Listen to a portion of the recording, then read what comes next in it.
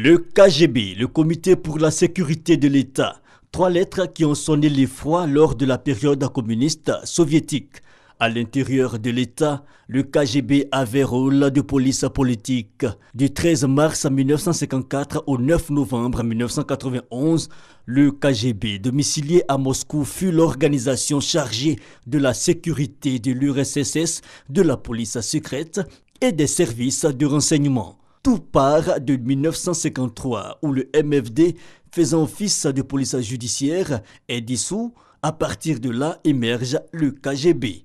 Le 5 juillet 1978, l'organisation renforce sa place sur l'échiquier politique de la révolution bolchevique et du Parti communiste de l'Union soviétique.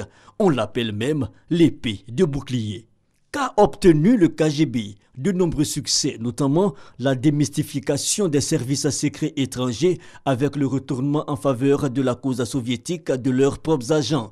On parle à l'époque des 5 de Cambridge, ou encore l'obtention d'informations détaillées concernant le bâtiment où avait été construite la bombe atomique.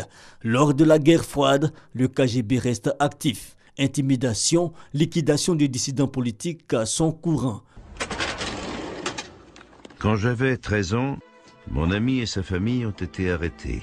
Et pire encore, de milliers de personnes considérées comme opposants au régime. Néanmoins, avec la déstalinisation, la chute du courant de Staline, son pouvoir sera réduit. 700 000 personnes travaillaient pour le KGB à la fin des années 80 sur le territoire soviétique.